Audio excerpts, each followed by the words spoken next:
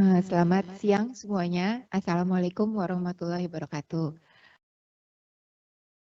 Yang terhormat Ketua Jurusan Teknik Kimia UI Pak Bambang, kemudian Ketua Dewan Pembina BKKPII Pak Nanang Untung, Ketua BKKPII 2024-2027 Ibu Sri Penny Inten, dan Ibu Mary selaku Dewan Penasehat, kemudian juga Ketua Panitia Pak Agung dan juga Pak Awang selaku Direktur Development and Production PHE, serta para narasumber yang lain, Pak Haryadi, Pak Tri Firmanto, dan juga Ibu Ria. Pada kesempatan ini saya mencoba memaparkan apa yang sudah dilakukan oleh PHE dalam rangka merencanakan implementasi CCS dan CCUS di Pertamina. Oke, next slide.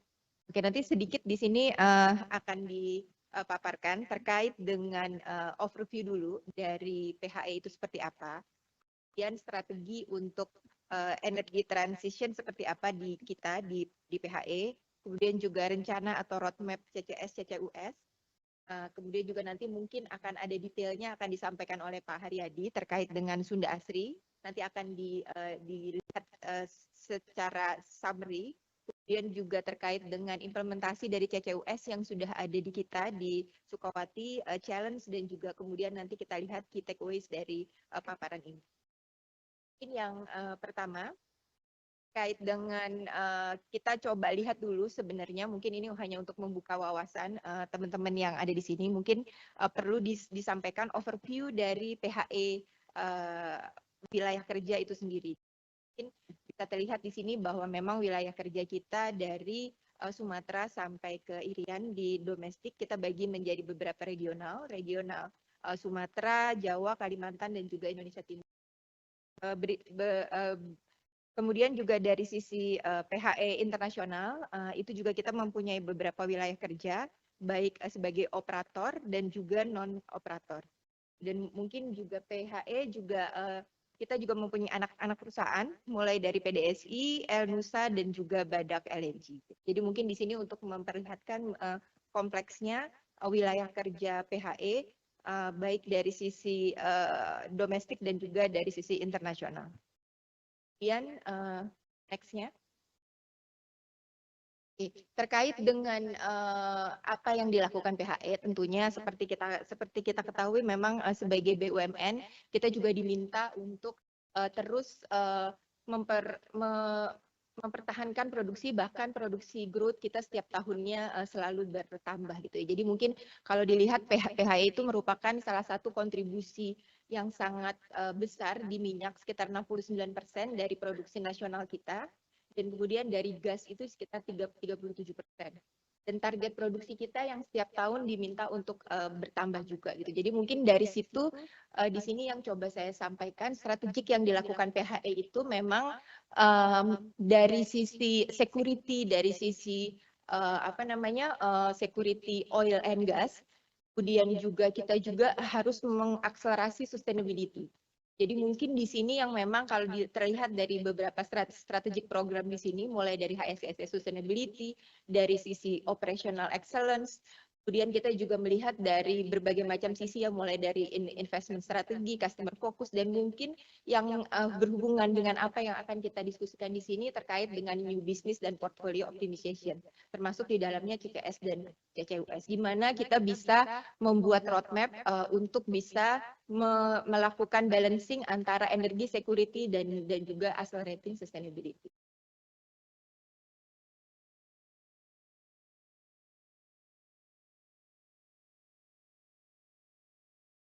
Oke, untuk next slide-nya. Di sini beberapa achievement kita ya terkait dengan sustainability, terkait dengan rating dari ESG, kemudian juga proper, kemudian juga untuk tahun ini kita berhasil melakukan emisi reduction melebihi dari rencana kita di atas dari target 50%. Ini salah satu bentuk komitmen PHE untuk terus mempertahankan sustainability untuk mendukung tadi pencapaian target dari government net zero di tahun 2060 dan sekitar 32% reduction di 2030. Maaf. Next slide-nya. Nah, transisi energi dari PHE itu sendiri mungkin dimulai dari gas transisi. Jadi seperti apa yang sudah kita rencanakan, jadi beberapa temuan-temuan eksplorasi kita, terutama di area-area timur, itu memang sudah kita fokuskan atau kebanyakan di gas, dan development kita juga ke arah gas. Jadi itu salah satu upaya kita untuk mendukung transisi energi. Jadi dari development area-area gas yang memang menjadi fokus dari tim eksplorasi di PHE. Kemudian terkait dekarbonisasi, baik yang sudah kita lakukan sekarang, mulai dari rutin flaring, low carbon heat power, itu beberapa usaha untuk dekarbonisasi yang sudah kita lakukan sekarang. Jadi di dalam suatu project usulan dan walaupun existing development kita itu semua itu kita coba masukkan ke dalamnya untuk mendukung dekarbonisasi ini. Kemudian seperti yang akan kita bicarakan terkait dengan potensial new business, jadi CCS dan CCUS Hub nanti akan kita coba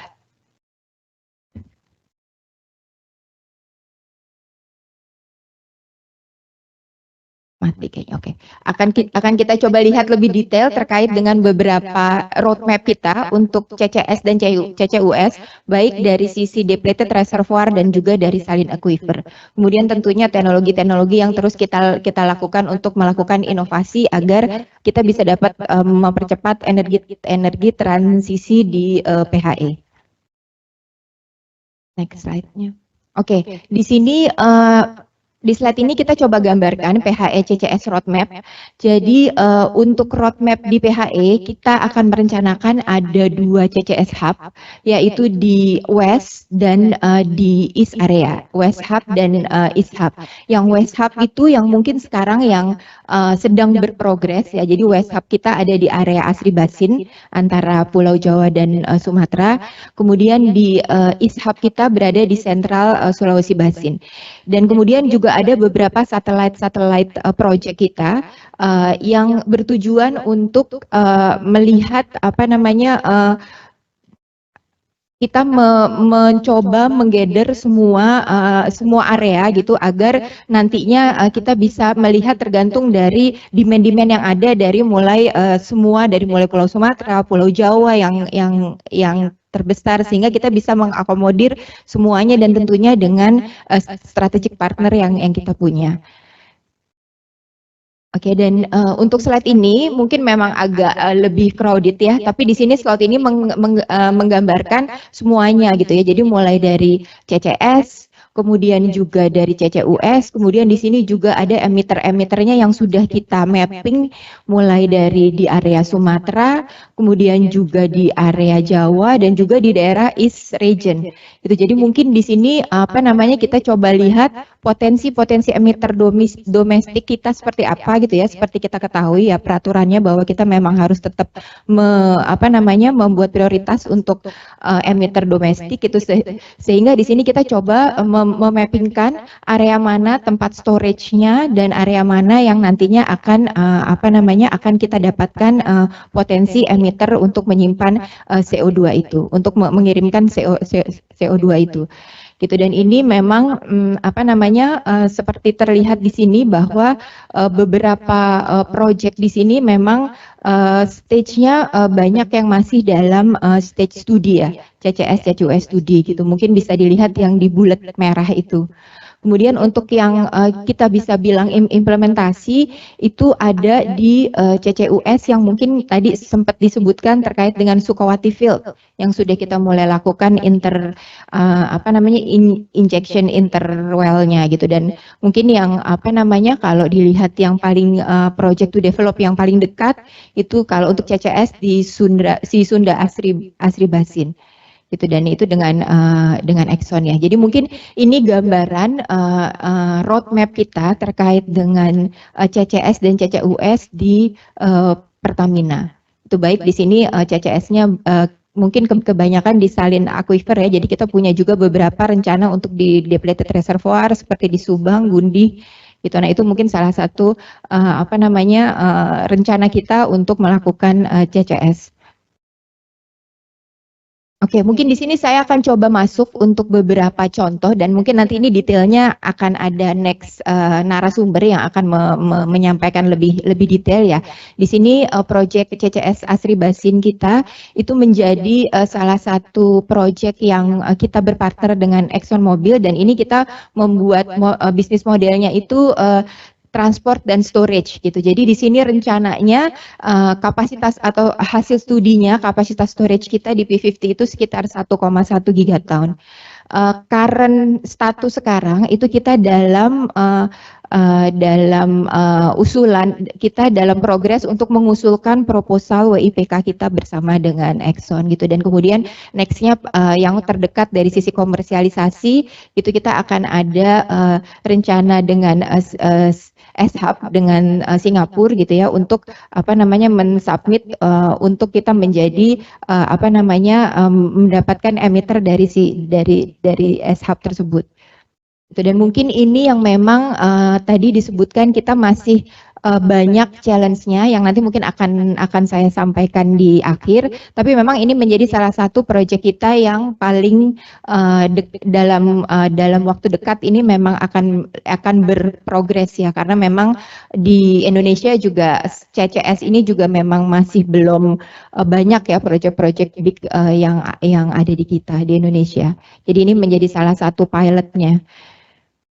Kemudian nextnya, nah mungkin ini ya seperti tadi sudah disampaikan terkait dengan CCUS bahwa apa yang sudah dilakukan di kita terkait dengan injeksi CO2 EOR di salah satu lapangan kita di Jawa Timur di Sukawati, ini kita sudah melakukan injeksi dari satu sumur, kemudian kita mempunyai 3 sumur monitoringnya dan itu sudah dilakukan di akhir tahun lalu. Kita menginjeksikan CO2 sebesar 2.600 ton itu dan itu sudah kita lakukan selama hampir sebulan, sekitar sebulan gitu dan kemudian kita sudah melihat hasilnya bahwa hasilnya juga mendapat positif ya, mendapat positif incremental oil yang diobserve setelah sekitar 3 bulan kita observe dan ini yang nantinya akan menjadi basic kita, menjadi dasar kita untuk melanjutkan proyek ini. Rencananya ini POD-nya ini sedang disusun, POD-nya mungkin di akhir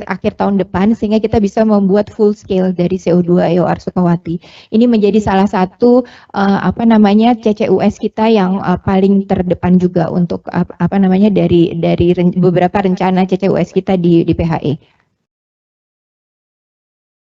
Oke, nah terkait dengan tantangan, tentunya memang apa yang menjadi menjadi portfolio kita terkait dengan CCS dan CCUS itu memang masih lumayan banyak yang memang action plan kita atau yang harus dilakukan untuk membuat itu menjadi lebih berprogresnya lebih cepat gitu ya, karena memang secara capacity building contohnya apa yang kita punya sekarang tadi seperti saya sampaikan bahwa Pertamina sebagai perusahaan nasional oil company yang memang tetap harus diminta untuk salah satunya oil kontributor terbesar di nasional, tentunya fokus dari organisasi kita pun juga memang sangat berat gitu ya untuk bisa mempertahankan atau meningkatkan terus produksi minyak dan gas. Di lain itu kita juga harus expand organization capability kita untuk new teknologi di CCS CCUS ini. Jadi itu yang menjadi salah satu challenge kita untuk memastikan fokus organisasi itu juga bisa expand gitu ya untuk bisa meningkatkan capacity building kita untuk menuju ke accelerate sustainability tadi. Secara teknologi tentunya teknologi yang efektif dan readiness juga itu menjadi salah satu salah satu challenge kita terkait dengan operation juga mungkin operation disruption yang mungkin ini bisa menyebabkan kenaikan dari operating expenditure gitu dan juga kejelasan terkait dengan akses dari carbon credit market, kemudian post reliability of operation itu juga menjadi challenge yang mungkin itu harus diperjelas ya dari aturan-aturan pemerintah nantinya.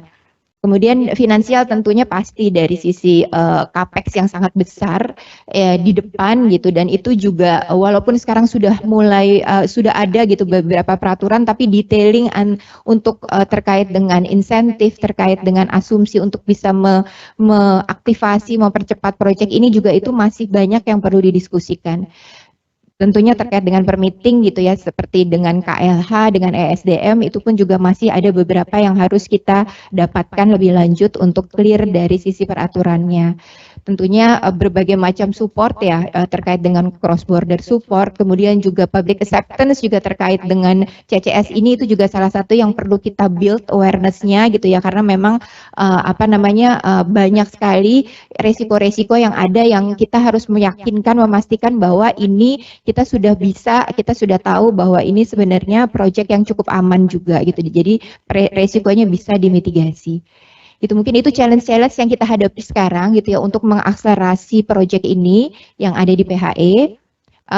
Kemudian sebagai key takeaway dari apa yang saya sampaikan, next slide-nya. Jadi sebenarnya dengan berbagai macam challenge yang tadi sudah saya sampaikan, bahwa kita memang sama-sama paham bahwa CCS CCUS ini tetap sebagai critical solution gitu ya untuk kita bisa mengaccelerating sustainability gitu. Jadi dengan adanya developing roadmap terkait dengan CCS dan CCUS dengan strategic partner, kita harapin kita juga bisa tetap sebagai national oil company membalance antara energi security, equity, dan juga melakukan accelerating sustainability. Yang pastinya tentunya untuk mendukung atau mensupport government untuk mengachieve net zero di tahun 2060. Terima kasih, selamat siang. Demikian dari saya. Wassalamualaikum warahmatullahi wabarakatuh.